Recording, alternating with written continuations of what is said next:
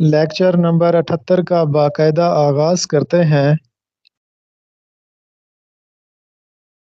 پہلی معروضی ہے کاشف الحقائق کے مصنف امداد امام اثر ہے۔ آپ سب جانتے ہیں کہ اردو کی پہلی تنقیدی کتاب مقدمہ شعر و شاعری کو کہا جاتا ہے، جو بنیادی طور پر الطاف حسین حالی کے دیوان کا ایک مقدمہ تھا۔ 1893 میں الطاف حسین حالی نے مقدمہ شعر و شاعری لکھی۔ یہ بعد میں 1920 میں علیحدہ مقدمہ شعر و شاعری کتابی صورت میں شائع ہوا تھا، اور اس میں الطاف حسین حالی نے سب سے پہلے نظری تنقید کے اصولوں کو اپناتے ہوئے شعر اور شاعری کے متعلق اپنے خیالات کا اظہار کیا تھا۔ مقدمہ شعر و شاعری کے بھی دو حصے تھے۔ پہلے حصے میں شعر کی خارجیت، یعنی جو شعر ہوتا ہے اس کا سٹینڈرڈ بتایا تھا۔ اس سٹینڈرڈ میں تھا کہ تخیل، مطالعہ کائنات اور تفحص الفاظ۔ اس کے بعد پھر یہ بتایا کہ اس کے اندر سادگی، اصلیت اور جوش ہو۔ دوسرے حصے میں انہوں نے شاعری کی مختلف اصناف،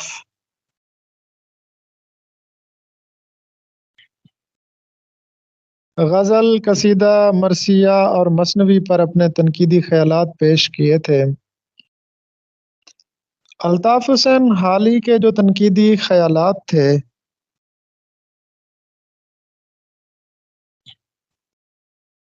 وہ زیادہ تر ملٹن کے تنقیدی خیالات سے مستعار تھے۔ اس کے بعد 1897 میں امداد امام اثر نے بھی ایک تنقیدی کتاب لکھی اور اس کا نام رکھا کاشف الحقائق۔ یہ مقدمہ شعر و شاعری کے ٹھیک 4 سال بعد شائع ہوئی تھی۔ 1897 میں شائع ہوئی تھی کاشف الحقائق۔ اس کا دوسرا نام تھا بہارستان سخن۔ یہ 2 جلدوں پر مشتمل تھی۔ پہلی جلد میں فنون لطیفہ، عالمی ادب اور اس کے ساتھ ساتھ میر اور غالب کا عربی شاعر امراء القیس سے موازنہ پیش کیا گیا۔ اس کے بعد دوسری جلد میں شعرائے عجم، شعرائے اردو اور شاعری کی مختلف اصناف پر روشنی ڈالی گئی تھی۔ دوسری معروضی ہے کہ ولی کو ریختہ کا موجد اور اردو کا چاصر کہنا چاہیے۔ ولی دکنی کو اردو شاعری کا بابا آدم کہا جاتا ہے۔ اسی طرح انگریزی ادب میں چاصر کو بابا شاعری کہا جاتا ہے یا انگریزی شاعری کا بابا آدم کہا جاتا ہے، اور یہ کہنا ہے رام بابو سکسینہ کا۔ رام بابو سکسینہ نے اردو ادب کی پہلی باقاعدہ تاریخ لکھی تھی، ہسٹری آف اردو لٹریچر کے نام سے۔ یہ کتاب رام بابو سکسینہ نے انگریزی زبان میں لکھی تھی،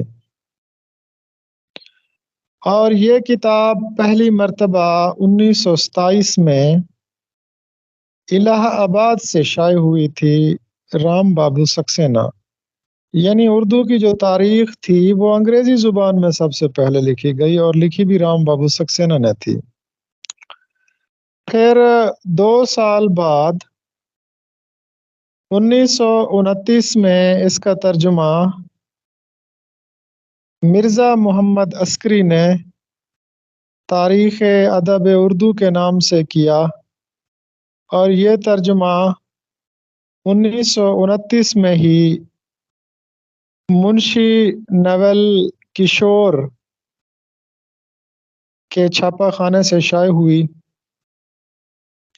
اس سے پہلے جو مختلف کتب لکھی گئی تھیں، اب حیات ہے، میرا تو شعر ہے، یا گل رانا ہے، نکات و شورا ہے، وہ تذکرے اور تاریخ تھے، کوئی باقاعدہ تاریخ نہیں تھی۔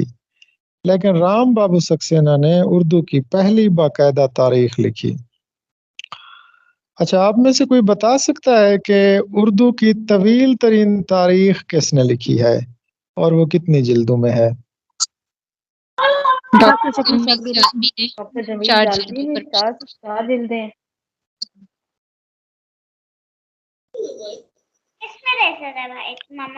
جی بالکل، ڈاکٹر جمیل جالبی نے اردو ادب کی طویل ترین تاریخ لکھی ہے اور وہ 4 جلدوں پر مشتمل ہے۔ گڈ۔ اس کے بعد معروضی ہے، اردو قدیم شمس اللہ قادری، یہ بھی اردو زبان کی تاریخ پر لکھی گئی کتاب ہے، یہ کل تفصیل سے ڈسکس ہوئی ہے۔ ولی اورنگ آبادی، یہ ایک مقالہ ہے ڈاکٹر عبادت بریلوی صاحب کا۔ ولی دکنی، تصوف، انسانیت اور محبت کا شاعر، یہ ڈاکٹر گوپی چند نارنگ کی کتاب ہے۔ بنیادی طور پر ولی کے موضوع پر، ولی دکنی کے موضوع پر ایک کل ہند سیمینار ہوا تھا۔ اس سیمینار میں گوپی چند نارنگ صاحب بھی شامل تھے، نثار احمد فاروقی، سیدہ جعفر وہاب اشرفی، یہ سب لوگ شامل تھے۔ انہوں نے ولی کے موضوع پر اپنے مضامین پڑھے تھے۔ تو گوپی چند نارنگ نے ان تمام صاحبان کے مضامین کو اکٹھا کر کے ولی دکنی، تصوف، انسانیت اور محبت کے شاعر کے عنوان سے 2005 میں ان کو شائع کرا دیا تھا۔ فعل مچانا کے مطلب ہے جھوٹ موٹ کا رونا۔ ایک لفظ ہوتا ہے فیل، فیل ایک انگریزی والا فیل ہوتا ہے، دوسرا وہ عربی والا فیل، یوم الفیل۔ تو فیل کا مطلب تو ہاتھی ہوتا ہے، لیکن فعل کا مطلب ہوتا ہے مکر و فریب، جھوٹ۔ تو یہ لفظ ہے فعل مچانا، مطلب جھوٹ موٹ کا رونا۔ محاورہ روزمرہ کا متضاد ہے۔ محاورہ کے لغوی معنی تو ہیں گفتگو یا بات چیت، لیکن اس کے لیے لازمی ہے کہ محاورہ ہمیشہ اپنے مجازی معنی دیتا ہے۔ جیسے گھوڑے بیچ کر سونا، تو یہ ایک محاورہ ہے، بے فکری کی نیند سونا، تو اس کے مجازی معنی ہوں گے، حقیقی نہیں ہوں گے۔ جبکہ روزمرہ کی جو گفتگو ہے اس میں حقیقی معنی ہوتے ہیں۔ ایک سوال اکثر پوچھا جاتا ہے کہ محاورہ روزمرہ ہو سکتا ہے؟ جی بالکل، محاورے کو ہم اپنی روزمرہ گفتگو میں استعمال کرتے ہیں۔ کیا روزمرہ محاورہ ہو سکتا ہے؟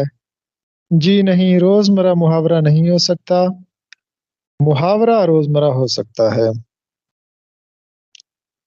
ایک ضرب المثل ہے، جون پور کا قاضی، اس کے معنی ہیں بے وقوف اور احمق۔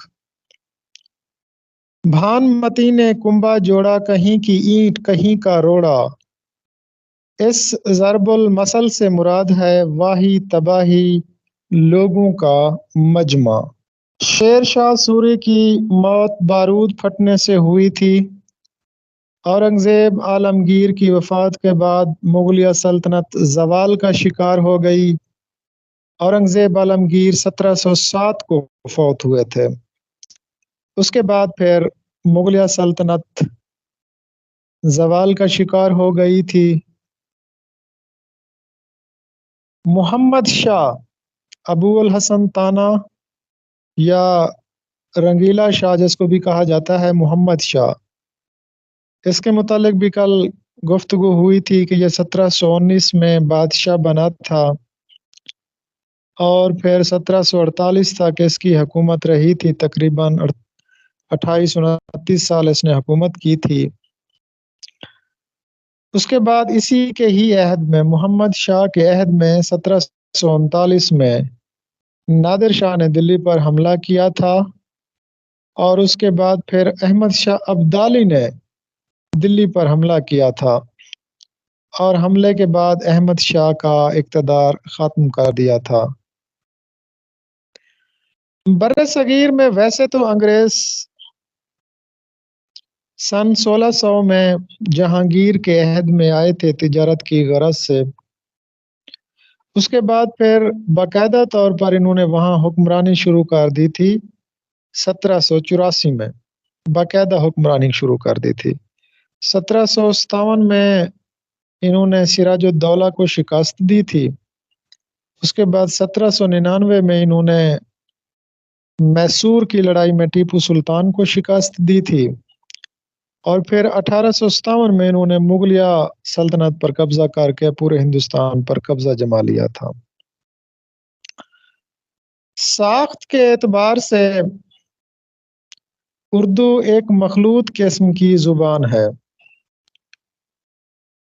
مخلوط زبان وہ ہوتی ہے جو مختلف زبانوں کے ملاپ سے بنتی ہے۔ کیونکہ یہ مخلوط زبان ہے، اس میں عربی، فارسی، ہندی، پرتگالی، ترکی، انگریزی اور مختلف زبانوں کے الفاظ شامل ہیں۔ تو اردو پر سب سے زیادہ فارسی کا اثر ہے۔ آخری مغل بادشاہ بہادر شاہ، یہ ہو گیا۔ اردو زبان برج بھاشا سے نکلی ہے۔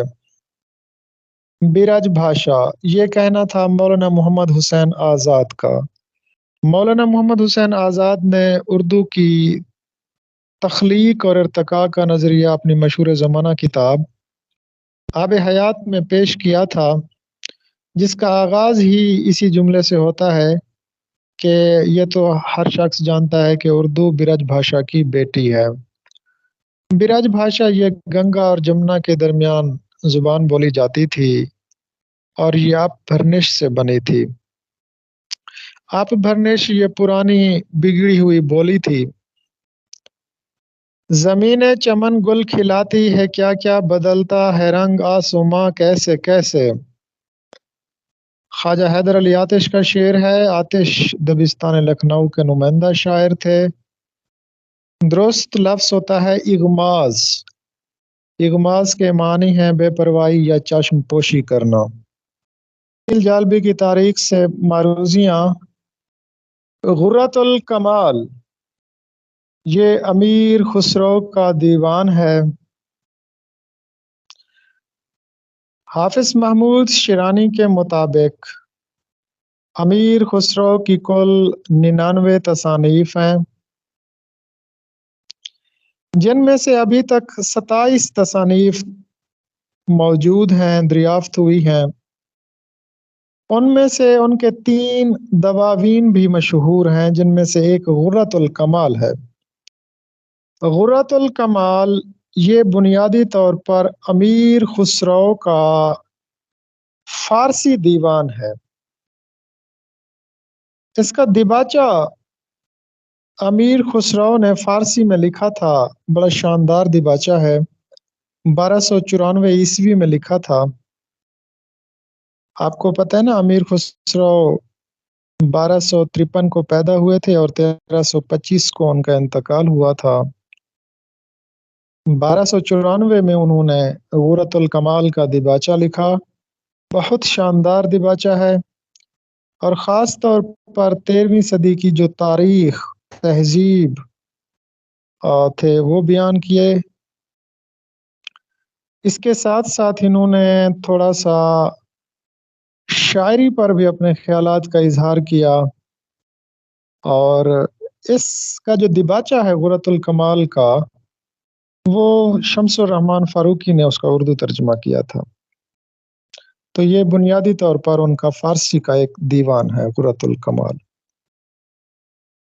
تغلق نامہ محمد شاہ تغلق کے متعلق فارسی مثنوی ہے۔ طبقات ناصری منہاج سراج کی کتاب ہے۔ تاریخ فیروز شاہی ضیاء الدین برنی کی تصنیف ہے۔ مسعود سعد سلمان، ان کو ہندی زبان کا پہلا شاعر سمجھا جاتا ہے، اور غرۃ الکمال کے دیباچے میں امیر خسرو نے اس کا ذکر کیا ہے کہ یہ ہندی میں شاعری کرتے تھے، لیکن مسعود سعد سلمان کا دیوان ہندی دیوان ناپید ہے، فارسی دیوان موجود ہے۔ کلیات مجید امجد کے مرتبہ خواجہ محمد زکریا ہیں۔ اردو کا استعمال سب سے پہلے تزک بابری میں ہوا۔ سوز و ساز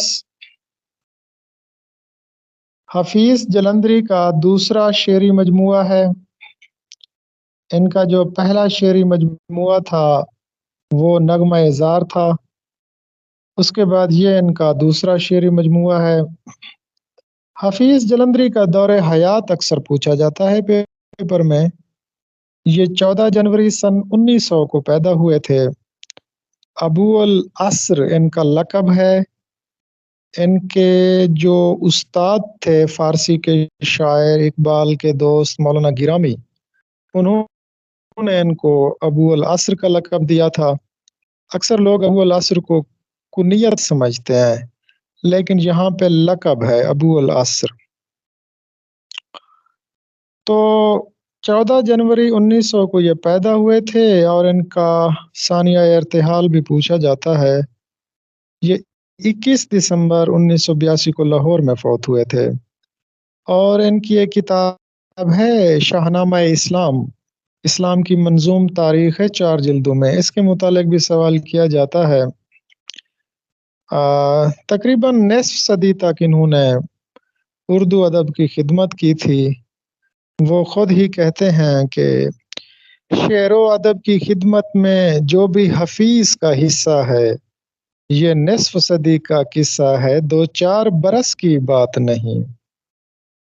ریسنٹلی پیپر میں پوچھا ہوا تھا کہ نصف صدی گرامر کے لحاظ سے کیا ہے، تو نصف صدی گرامر کے لحاظ سے اس میں ظرف زماں ہے۔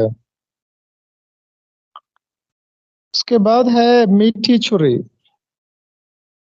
آپ سب کے علم میں ہے کہ مشہور ڈرامہ نگار آغا حشر کشمیری نے مرید شک، مارے آستین، آفتاب محبت، اسیر حرص، اور ان کا جو مشہور ڈرامہ ہے میٹھی چھری، یہ لکھا۔ میٹھی چھری کا پورا نام ہے میٹھی چھری عرف دو رنگی دنیا۔ سندھ میں اردو شاعری غلام نبی بخش خان بلوچ کی یہ کتاب ہے۔ جامعہ ملیہ اسلامیہ یہ ایک ادارہ تھا جو عصری تعلیم کے ساتھ ساتھ اسلامی تعلیم بھی دیتا تھا۔ یہ ادارہ قائم کیا تھا مولانا محمد علی جوہر نے۔ ترقی پسندوں کا فلسفہ یہ تھا کہ تعلیم خود زندگی ہے، نہ کہ زندگی کی تیاری۔ Education is life it self. Education کے 3 ذرائع ہیں: formal education, non formal education, informal education. Formal education جو ہم اداروں میں دیتے ہیں، اسکول اور مدرسوں اور یونیورسٹیز میں، اس میں ریجڈ رولز ہوتے ہیں، یعنی سخت قسم کے رول ہوتے ہیں، ایج اور یہ ساری پابندیاں ہوتی ہیں۔ نان فارمل ایجوکیشن، اس میں فلیکسیبل رول ہوتے ہیں، جیسے علامہ اقبال اوپن یونیورسٹی جو ڈگریز دیتی ہے، جو تعلیم دیتی ہے، وہ نان فارمل ایجوکیشن کہلاتی ہے. اس میں فلیکسیبل رولز ہوتے ہیں، یعنی اس میں ایج کا کوئی ریسٹرکشن نہیں ہوتی اور یہ چیزیں. اس کے بعد انفارمل ایجوکیشن، اس میں نو رولز ہوتے ہیں، یعنی کہ یہ انسان ماں کی گود سے قبر کی گود تک سیکھتا رہتا ہے. یعنی انسان دوسرے انسانوں سے، معاشرے سے، گھر سے، لائبریری سے، بازار سے، کہیں سے بھی کوئی علم سیکھتا ہے تو وہ انفارمل ایجوکیشن کہلاتی ہے. اس کو ایکسیڈنٹل ایجوکیشن بھی کہا جاتا ہے.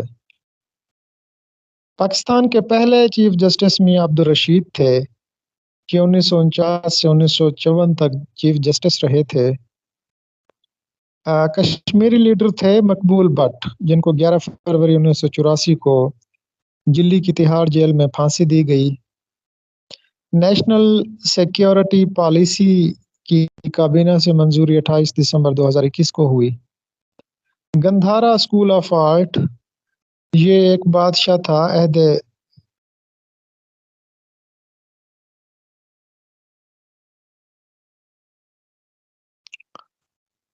مادری زبان کا عالمی دن 21 فروری کو منایا جاتا ہے. جہلم اور چناب، یہ دو دریا تریمو کے مقام پر آپس میں ملتے ہیں.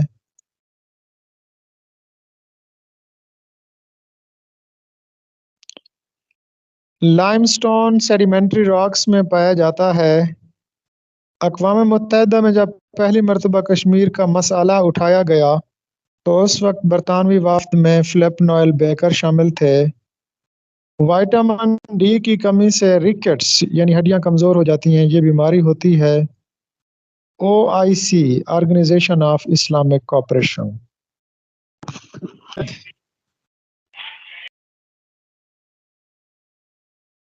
میری آواز کلیئر آ رہی ہے؟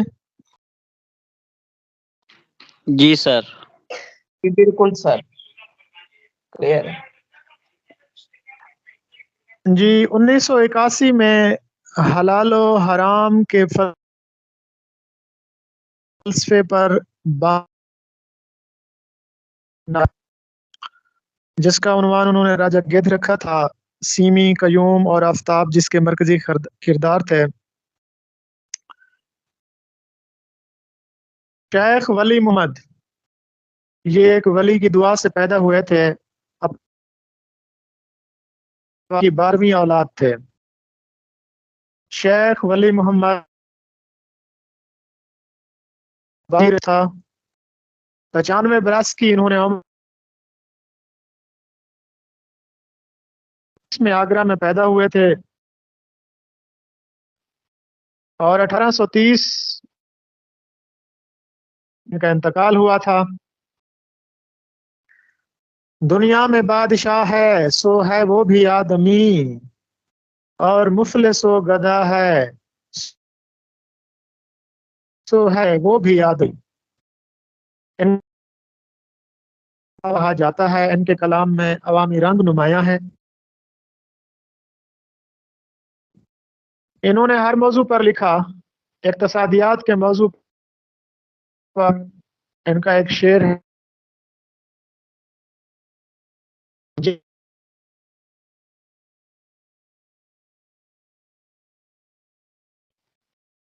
خمر کا مطلب ہوتا ہے شراب، مہان شونیتا کا مطلب ہوتا ہے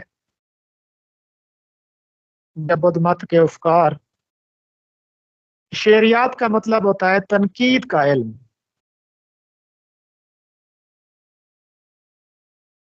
یہ ایک کتاب بھی ہے میرے خیال میں، مانی افرینی جدلیاتی وضاحت مشرقی شریعت، گوپی چند نارنگ کی ہے. ہند یاترا، یہ سفر نامہ ہے ممتاز مفتی کا. گفتنی شگفتن انیس دبیر اور جوش میں قدر مشترک مرثیہ نگاری ہے. کہاں سے لاؤں خاکوں کا مجموعہ ہے مظہر محمود شیرانی کا. یہ حافظ محمود شیرانی کے پوتے تھے. اختر شیرانی حافظ محمود شیرانی کے بیٹے تھے. مظہر محمود شیرانی حافظ محمود شیرانی کے پوتے تھے. قدرت اللہ شہاب کی آپ بیتی کا نام شہاب نامہ ہے. مہر نیمروز مرزا غالب کی تصنیف ہے جو کہ خاندان مغلیہ کی ناتمام تاریخ ہے. اخبار کا اجرا 1903 میں ہوا تھا. بال جبریل ڈاکٹر علامہ محمد اقبال کا شعری مجموعہ ہے، اردو شعری مجموعہ ہے جو 1900 بنیاد لمس کا تحقیقی مجلہ ہے، جبکہ تذبذب کا مطلب ہوتا ہے سوچ بچار. غرض کی جمع ہے اغراض.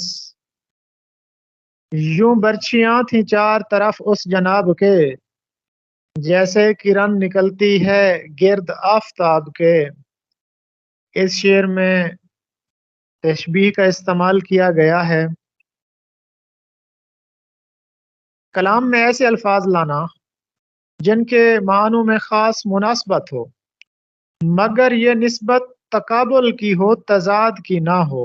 یہ مراد النظیر کی تعریف ہے. مراد النظیر میں تضاد نہیں ہوتا جبکہ لف و نشر میں ہوتا ہے. ادب میں اشیاء، اشخاص اور واقعات کا اس طرح ذکر کہ وہ تعصب، عینیت اور رومانویت سے ماورا ہو مگر ان میں صداقت اور دیانت ہو، اس کو حقیقت نگاری کہتے ہیں. اس کے بعد 2017 میں انیس شفیق کا شائع ہونے والا ناول ہے. انیس اشفاق ہوگا، شفیق نہیں ہوگا. انیس اشفاق کا ناول ہے خواب سراب.